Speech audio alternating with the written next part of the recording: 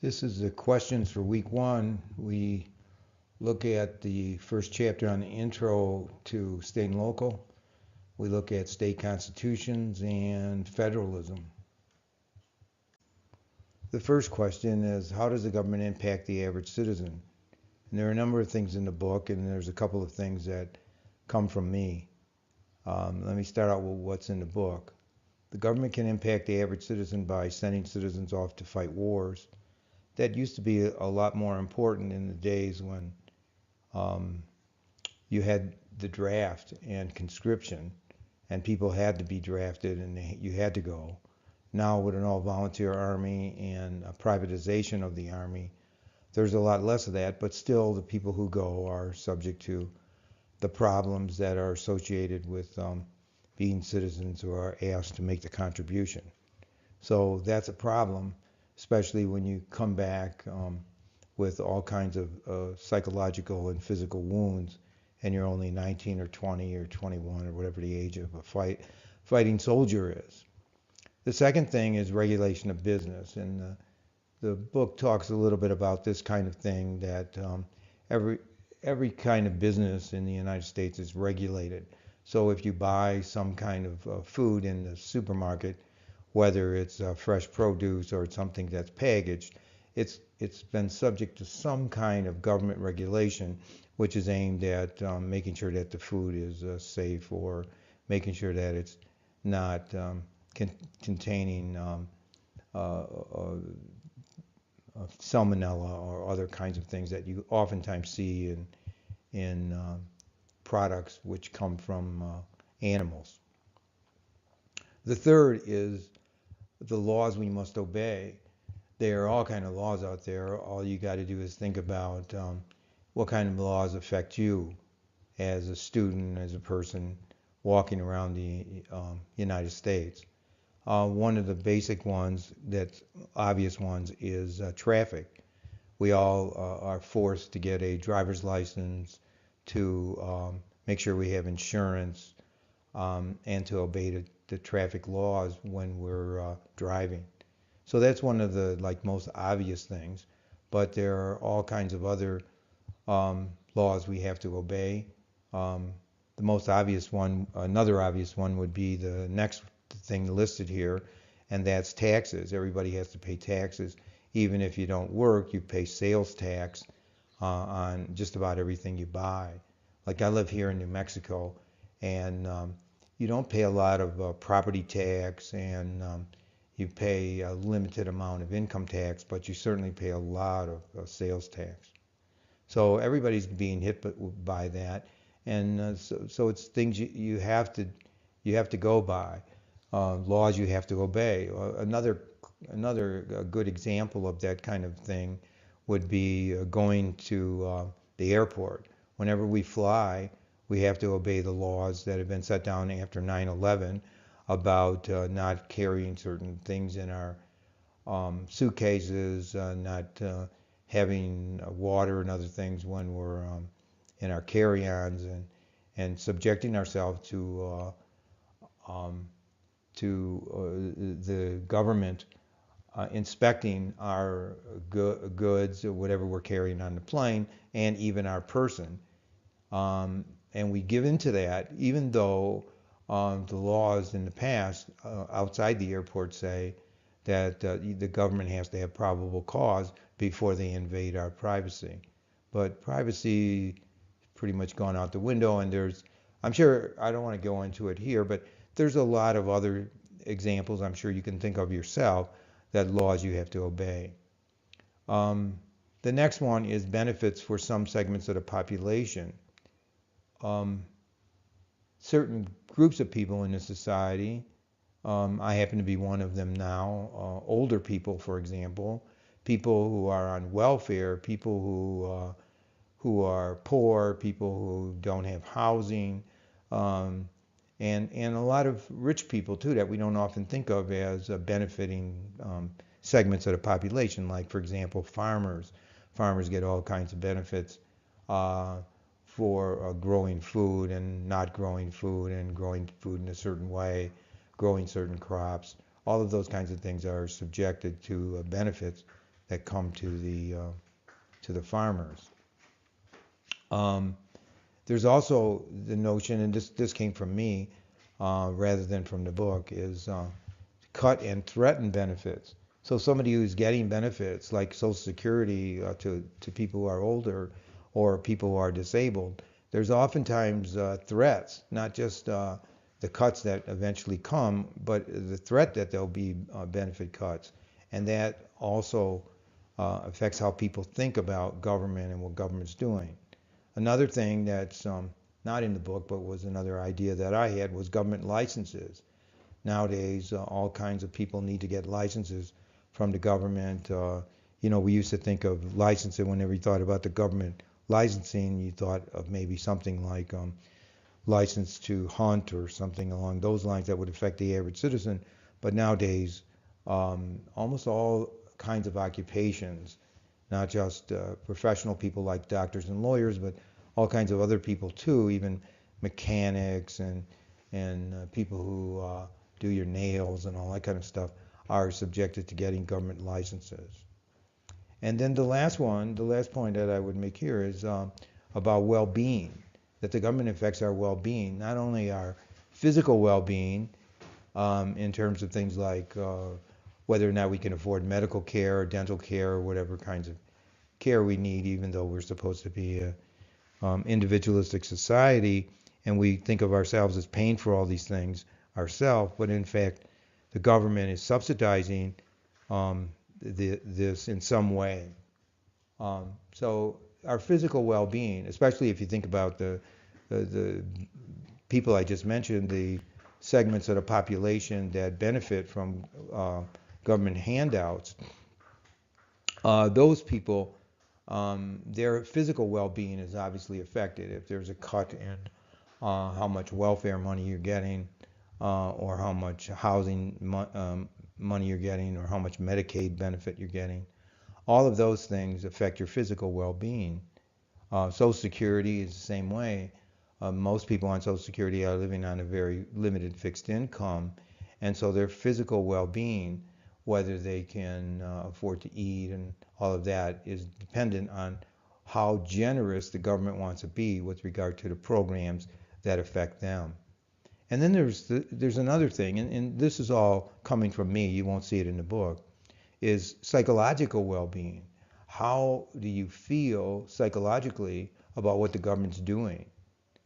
For example, it bothers me a great deal. It affects my psychological well-being that the United States now is in all these wars against virtually unknown enemies.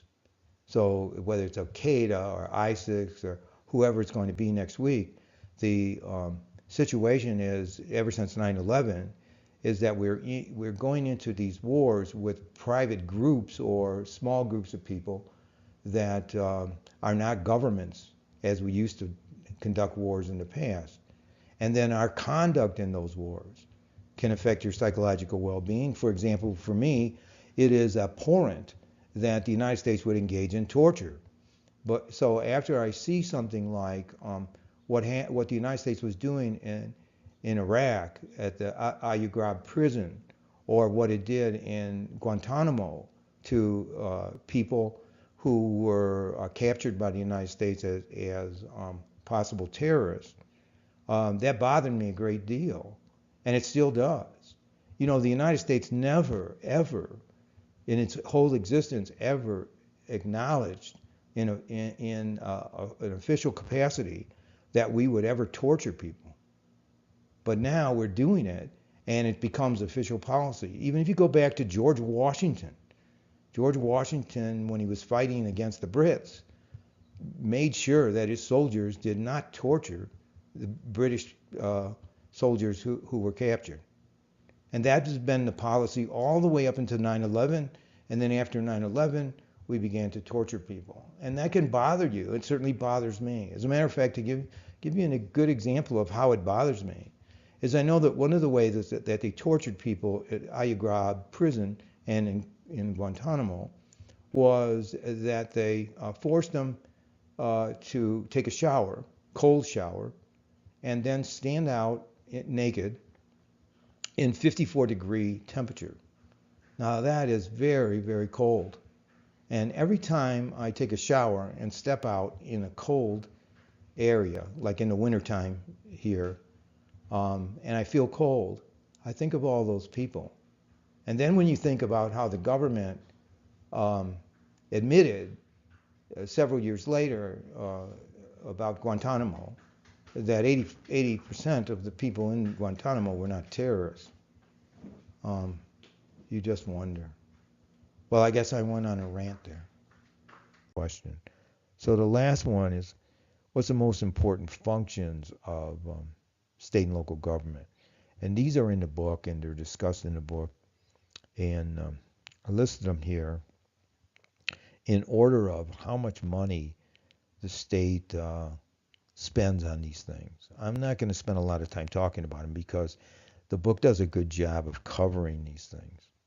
But clearly the most important function of state and local government is education, because the state and the local governments are committed to giving everybody in the state a free public education from the time they're in kindergarten up to end of high school. They're committed to that. Plus, the state is committed to higher education.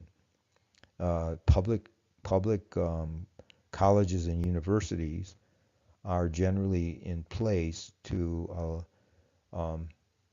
give people at least they started out to give people a relatively free, or at least let's put it this way, a state subsidized college education.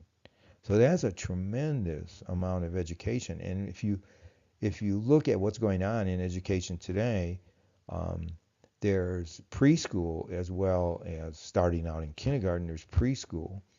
And so now many of the states are committing money, like they're doing here in New Mexico, committing money to preschool, free preschool education for kids so that they get a better start when they enter public schools.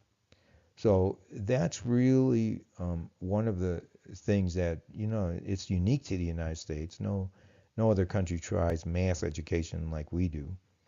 And some people would argue that we're failing, but it's a noble cause. It's a noble effort. It's been part of the country's idea almost from the beginning that you can't have democracy unless you have educated people. They can't make educated decisions unless they're educated. So all of that kind of thing. And we'll talk more about education later on in the class, but that's the most costly function. And then it's followed by these other things.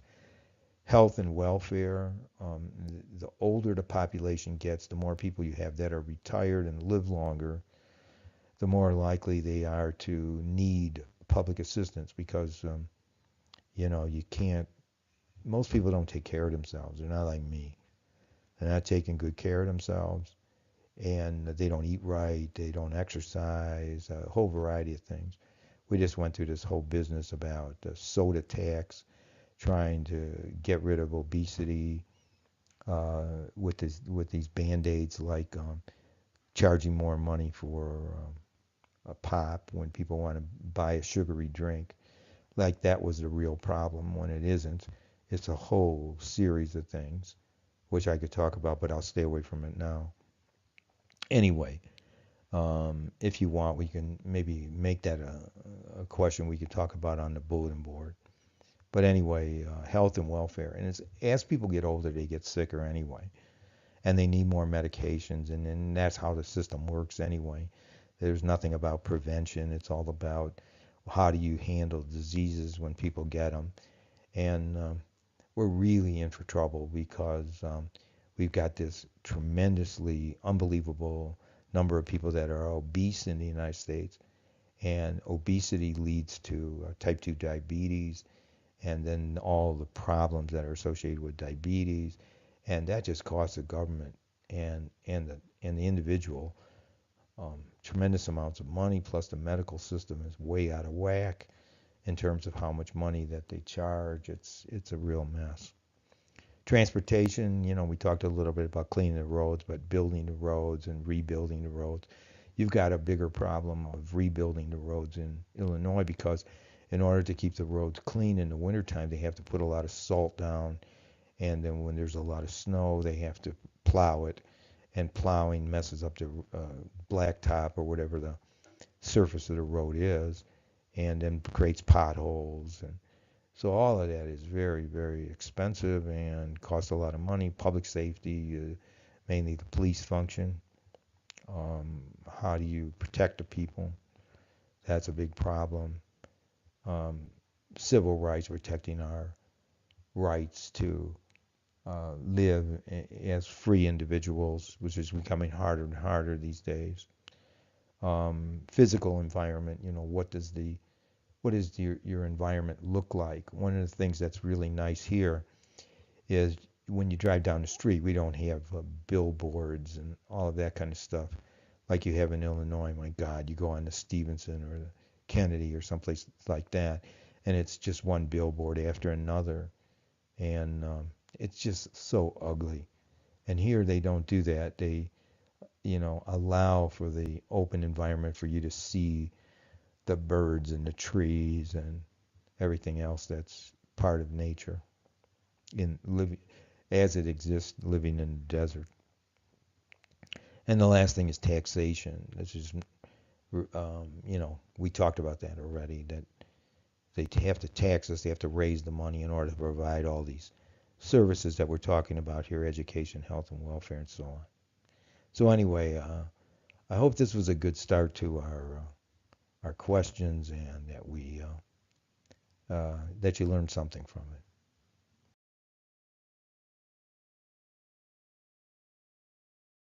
it. Number two is criticisms of federalism. Well, there's quite a few of them. Let me just go through some here. One is that they prevent national policy. So it allows local officials to frustrate policy. So they give you an example, but you almost have, because of federalism sets up a national government, state government, and now it's recognized local government as separate entities, all participating in the making of policy. We'll talk a little more about that in another question, but essentially they're all involved. And if they're all involved, they all are going to have some influence. And the national government really boils down to is they can't police state and local governments. So you just don't know if they're really doing what the national government wants them to do or not. I mean, back in the day, back in the 1970s, for example, you had limitations on speed limits, that everybody had to go 55 miles an hour. That was the national speed limit. They since changed that, and in places where it's rural, not a lot of traffic, you increase it. States like New Mexico, where it's a lot of open road. God, I went to Clovis to get my dogs when I rescued them because they came from Texas, and I swear to God, I drove for like 2.5 hours, and I never saw a car on the road. I mean, it's incredible how few people there are. Anyway, that would never happen in Illinois, but so they've changed it. Now the speed limits here in rural areas are 75. So it's 75, 65 in some areas, and then on expressways in Albuquerque, it's 55, 65 and 55. So the closer you get to the city, the more traffic you have, the more it goes down. So that's the national picture now. But in the old days, it was everybody was doing 55. Well, that was what they put up. That was the signs. You could go anywhere. In the 1970s, when we had the energy crisis where the Arabs weren't selling us oil, so we're going to save oil by everybody driving 55. So they put up these signs anyway that everybody's going to be going 55, and then you just saw 55-mile-an-hour speed limits wherever you went. But that didn't mean they enforced it. That didn't mean it really happened. That's up to state police and local police to enforce those rules. And in places like here, I bet they never did it. I bet they never did it. I wasn't here at the time, but I bet they never did it because they just don't have to. For one thing, we don't have the kind of patrolling of the streets like you do in Illinois. There just isn't enough police for all that. So that's what they mean by preventing national policy or frustrating national policy, because the national government says you got to do certain thing and then they don't do it. Anyway, there's a lot of examples. I'll just leave it at that. It leads to a lack of accountability. People don't know who to blame. If you've got national leaders, state leaders, local leaders, all participating in the same process, who do you blame? You know, like for example, in education, when I just talked about that, we have a dismal record here of public education in terms of how well our students do on standardized testing. In grade school, high school, it's dismal. We rank like 49th, 48 in the whole United States. So, who do you blame? Do you blame the national government because they don't put enough money in? You blame the state because they don't put enough money in? Or do you blame the locals because they're not hiring good enough teachers and so on? It's hard to know. It's hard to know. In any policy area of federalism, it's hard to fix who's responsible. We like to say, the president's responsible or whatever, but in federalism, it's all mixed up because they're all sharing. It's also a complicated system, and therefore too difficult for the public to understand. People don't really understand federalism. I remember a number of times seeing that in presidential debates where instead of having the kind of traditional debate where the candidates are arguing with each other, you have the public asking questions, and it's more like a town hall meeting with the two candidates there. And a number of times people ask the presidential candidates, they ask them questions that they really don't have any control over, that the president doesn't control.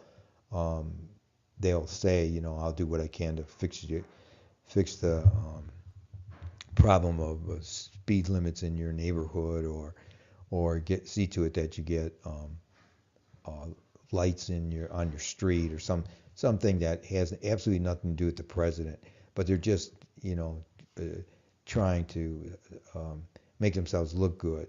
But it's clear when you see those town hall meetings that the public has no idea how this system works.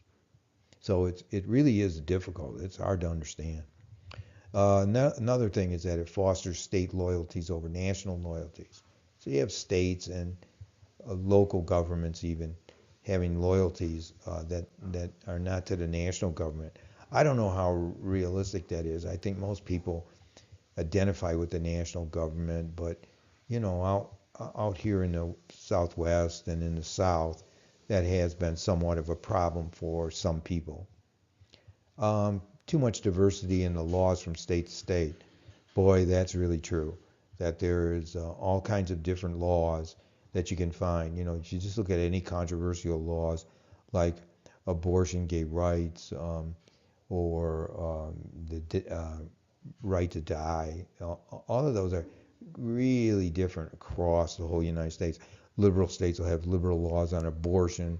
Conservative states will have very conservative laws. And that diversity makes it sort of unfair for the citizens who may want to use the services that are, like older people wanting to have the right to get assisted suicide. The cost and benefits are uneven. That is, there seems to be in federalism very much disadvantage to the poor states. So if you don't have a lot of money, you don't get a lot of services. And maybe that's our problem, our biggest problem in New Mexico when it comes to education, and that is that we don't have the money to pay for good schools and amenities in the schools and an effort to keep the kids in school.